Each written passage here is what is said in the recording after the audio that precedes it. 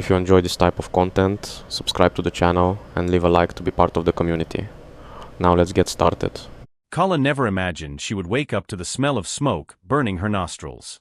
The fire arrived during the night, crawling through the trees of Bwindi like a hungry serpent.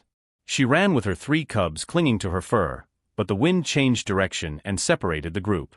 Their cries echoed through the burning forest, growing more and more distant until they turned into nothing but silence.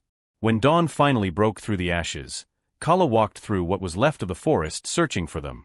She found only scorched earth and smoldering trunks. Her cubs had disappeared. For 3 days, she wandered without eating, without drinking, only searching. The group tried to call her back, but Kala could not stop. On the 4th day, when her legs could barely support her anymore, she heard a faint sound coming from beneath a fallen trunk. It was a thin, desperate cry. Kala pushed aside the charred branches and froze. There, curled up and covered in ashes, was a bear cub. His eyes could barely open, his fur was singed in some places, and he trembled from cold and hunger. She knew what that meant. She knew her family would never accept it. She knew she was breaking all the rules of nature. But when the cub whimpered softly and tried to crawl toward her, something inside Kala collapsed. She picked him up in her arms, felt the warm and fragile weight against her empty chest, and for the first time in days, her eyes filled with something other than ashes. They were tears. Kala gently wiped the soot from the little bear's face, as she did with her own cubs, and began to walk back toward the group. She did not know how she would explain it. She did not know if she would be able to protect him. She only knew that she could not leave him to die alone in that destroyed place. If you are enjoying this story, don't forget to subscribe to the channel and like the video. Leave a comment saying what you thought and which city or country you are watching from. When Kala appeared in the clearing carrying the bear cub, the silence that fell over the group was deafening. Everyone stopped eating, scratching, playing. They just stared. Bakery, the dominant male and father of the cubs Kala had lost, was the first to approach. His eyes fixed on the little bear nestled in her arms, and then he did something no one expected. He roared. It was a deep sound, full of warning and anger. The other gorillas stepped back, but Kala did not move. She only pressed the cub tighter against her chest and returned Bakery's gaze with a firmness that came from a place too deep to be challenged. In the following days, the tension grew. The group refused to let the cub come close. When Kala tried to nurse him, the others turned their backs in contempt. Some females even tried to push him away with slaps at her hands, as if saying that it was wrong, unnatural.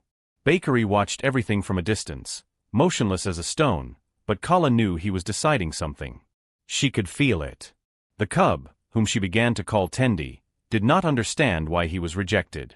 He only wanted warmth, food, and Kala's scent near him. At night, when everyone slept, she rocked him softly, humming guttural sounds that gorillas used to calm their babies. Tendi fell asleep quickly, confident that he was safe. But Kala did not sleep. She stayed awake watching the shadows, calculating how much time she had before something happened.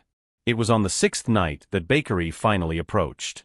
Kala woke to the weight of his gaze on her. He did not roar this time. He only sat a few meters away and remained there, watching Tendi sleep curled against Kala's chest. For a long moment, neither of them moved. Then Bakery did something unexpected. He slowly stretched out his hand and touched Tendi's head with the tips of his fingers, almost with curiosity.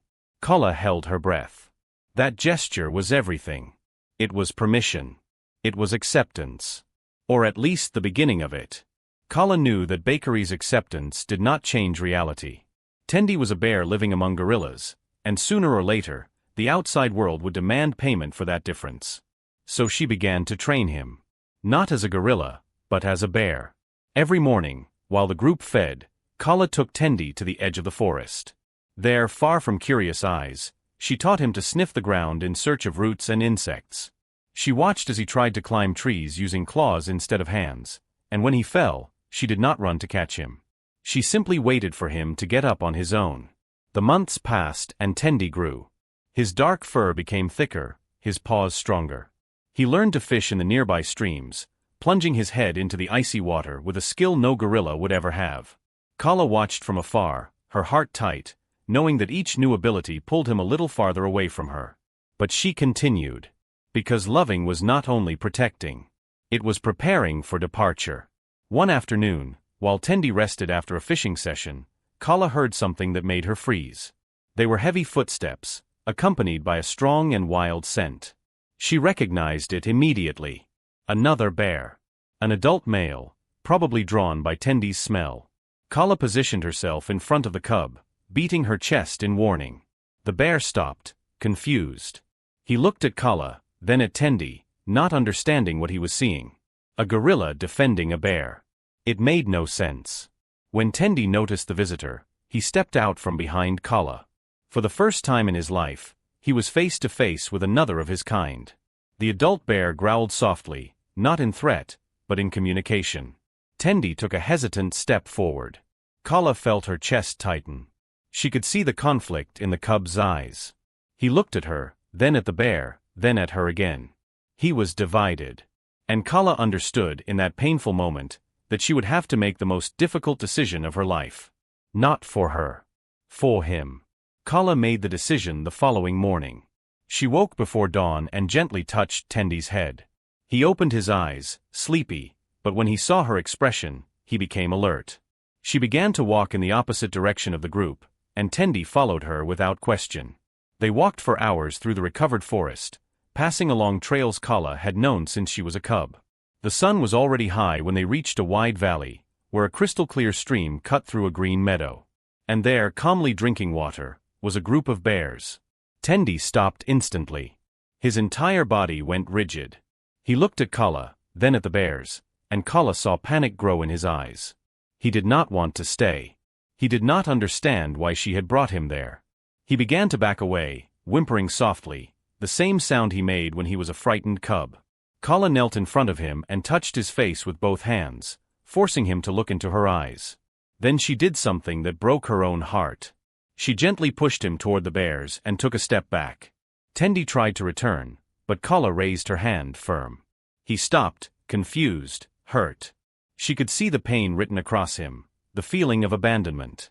But she kept retreating, step by step, even when every fiber of her being screamed to run and embrace him. One of the bears, an older female, lifted her head and observed the scene. Slowly, she approached Tendi, sniffed him with curiosity, and then did something surprising. She pressed her muzzle to his in a gesture of acceptance. Kala watched as Tendi, still trembling, allowed the she-bear to smell him. Other bears approached, all curious, but none hostile. Tendi looked back one last time, searching for Kala. She was there, standing at the edge of the clearing, tears streaming silently. He took one step toward the bears, then another, until he finally joined the group. Kala waited until she saw him disappear among the furry bodies. Only then did she turn and begin the long walk back, alone. 3 years passed. Kala returned to the group's routine, cared for other cubs that were born, led hunts, and explored new territories. But whenever she passed near that valley, her heart tightened. She never went back there. Until the day she heard the call. It was a deep resonant sound that echoed through the forest on a rainy afternoon.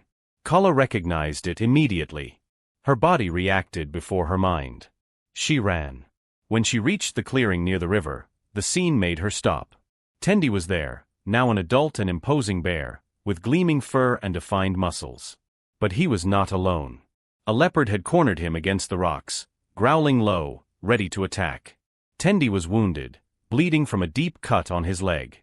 He could fight, but he was weak. That was when he saw Kala emerge from the trees. Their eyes met. For a second, time stopped. Then Kala roared as she had never roared before. She beat her chest with a force that made the ground tremble and charged at the leopard. The feline, surprised, backed away.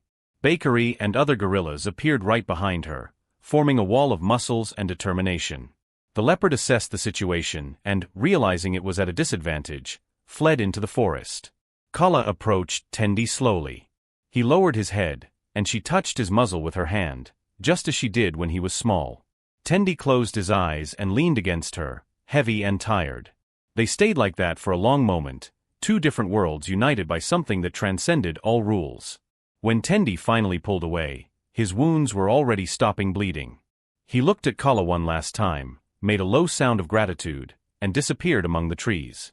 Kala stood there, watching until he vanished completely. Her heart was full, not with sadness, but with peace. She had learned that loving was not possessing.